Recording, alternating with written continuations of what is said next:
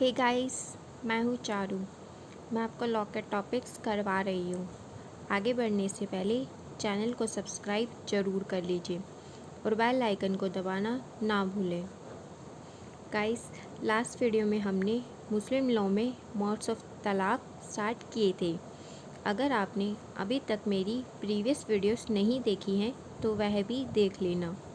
Last video में हमने पढ़ा था कि मुस्लिम लॉ में तलाक के 4 मोड होते हैं, जिसमें से हमने बाय हस्बैंड की 2 कैटेगरीज पढ़ ली थी, तलाकुल सुन्नत एंड तलाकुल बिद्दत बाय हस्बैंड में। थर्ड कैटेगरी है तलाक तफवीज़। मुस्लिम लॉ में हस्बैंड तलाक प्रनाउंस करने की पावर वाइफ को या किसी थर्ड पर्सन को, जैसे अपने फादर, मदर एक्सेट्रा को डेलीगेट कर सकता है। इस फॉर्म ऑफ तलाक को तलाक तफवीज़ बोलते हैं। हस्बैंड ने अपनी तलाक की पावर अगर डेलीगेट कर दी है तो उसका ये मतलब नहीं है कि अब वह खुद तलाक प्रनाउंस नहीं कर सकता, पर पावर डेलीगेट करने के बाद जिसे उसने अपनी पावर डेलीगेट की है, वाइफ या कोई और थर्ड पर्सन, वह भी तलाक प्रनाउंस कर सकता है। हस्बैंड एंड वाइफ के बीच अगर एग्रीमेंट हो कि वाइफ भी तलाक प्रनाउंस कर सकती है, वह एग्रीमेंट वैलिड होगा, पर वह पावर अनकंडीशनली डेलीगेट की होनी चाहिए, और अगर कोई कंडीशन इम्पोज भी हुई है तो वह रीज़नेबल होनी चाहिए।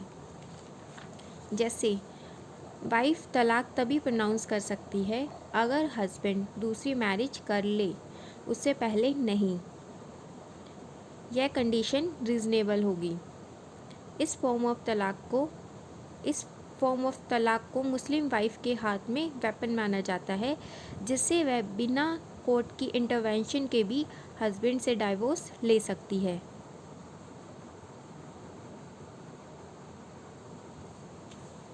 सेकंड मोड ऑफ तलाक है तलाक बाय वाइफ।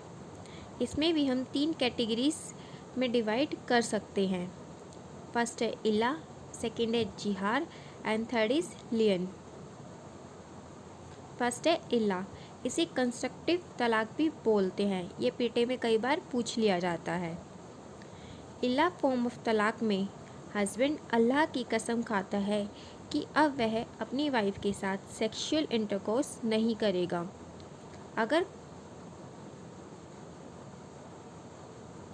अगर वह कसम खाने के बाद कॉन्टीन्यूसली 4 महीने तक अपनी वाइफ के साथ सेक्सुअल इंटरकोर्स नहीं करता है तो 4 मंथ्स बाद मैरिज डिसॉल्व हो जाएगी।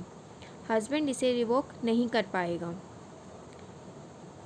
पर हस्बैंड अगर इन 4 मंथ्स के बीच वाइफ के साथ सेक्सुअल इंटरकोर्स कर ले तो ऐसा माना जाएगा कि उसने अपनी कसम वापस ले ली है और मैरिज डिसॉल्व नहीं होगी।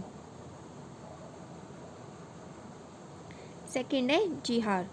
जिहार फॉर्म ऑफ तलाक में हस्बैंड अपनी वाइफ को अपनी मदर, सिस्टर या किसी ऐसी फीमेल से कंपेयर करता है जिससे कि वह प्रोहिबिटेड डिक्री में आने की वजह से मैरिज नहीं कर सकता। अगर हस्बैंड ऐसा करता है तो वाइफ के पास राइट होगा हस्बैंड से अलग रहने का, जब तक कि हस्बैंड पश्चाताप ना कर ले और अपनी डिक्लेरेशन वापस ना ले ले। अगर हस्बैंड पश्चाताप करने से मना करता है तो वाइफ उस केस में कोर्ट में सूट फाइल करके इस ग्राउंड पर डाइवोर्स ले सकती है। हस्बैंड पश्चाताप करने के लिए 2 मंथ तक फास्ट रख सकता है, या 60 गरीबों को खाना खिला सकता है, या फिर एक स्लेव की तरह भी काम कर सकता है।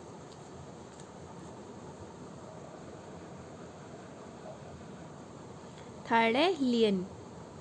अगर हस्बैंड अपनी वाइफ पर फॉल्स अडल्ट्री के चार्ज लगाता है तो वाइफ हस्बैंड से इस ग्राउंड पर डाइवोर्स ले सकती है।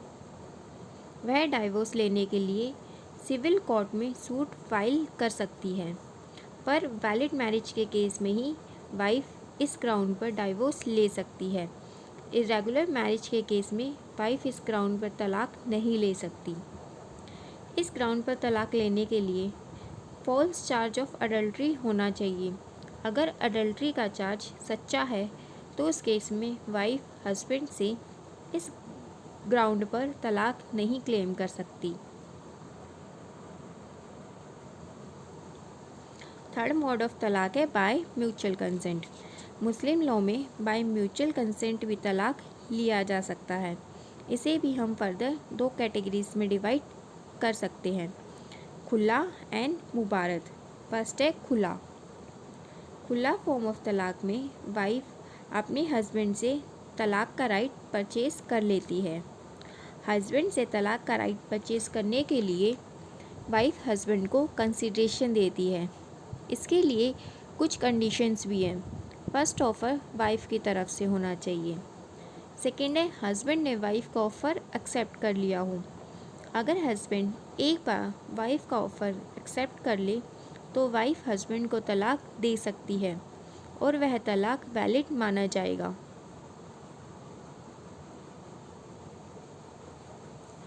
पर अगर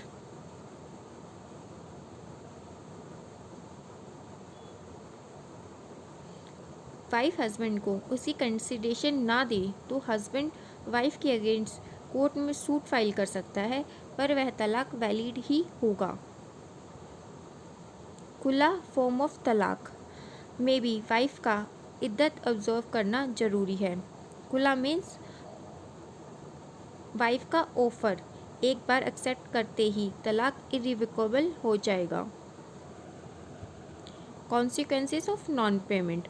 अगर वाइफ हस्बैंड को उसकी कंसिडरेशन नहीं देती है तो हस्बैंड सिविल कोर्ट में रिकवरी ऑफ मनी का सूट फाइल कर सकता है। सेकेंड है मुबारत। मुबारत का मतलब है रिलीज़। अगर हस्बैंड एंड वाइफ दोनों आपस में म्यूचुअल कंसेंट दे दें, चाहे किसी भी पार्टी ने पहले ऑफ़र दिया हो, और अगर दूसरी पार्टी वह ऑफ़र एक्सेप्ट कर ले तो वह तलाक इरिवोकेबल हो जाएगा। खुला एंड मुबारत दोनों फॉर्म ऑफ तलाक में एक्सेप्टेंस के बाद तलाक इरिवोकेबल हो जाता है। उसके बाद हस्बैंड वाइफ दोबारा से रिकंसाइल करके अपने मैरिटल लाइफ को कंटिन्यू नहीं कर सकते। दोनों फॉर्म ऑफ तलाक में तलाक होने के बाद वाइफ का इद्दत ऑब्जर्व करना ज़रूरी है। गाइस, आज के लिए इतना ही। जुडिशल प्रोसेस ऑफ तलाक के बारे में हम कल पढ़ेंगे। अगर आपको कोई क्वेश्चन है या कोई डाउट है तो आप मुझसे कमेंट बॉक्स में पूछ सकते हैं। अगर वीडियो अच्छी लगी हो तो लाइक ज़रूर करना और अपने फ्रेंड्स के साथ शेयर करना मत भूलना। Thank you guys.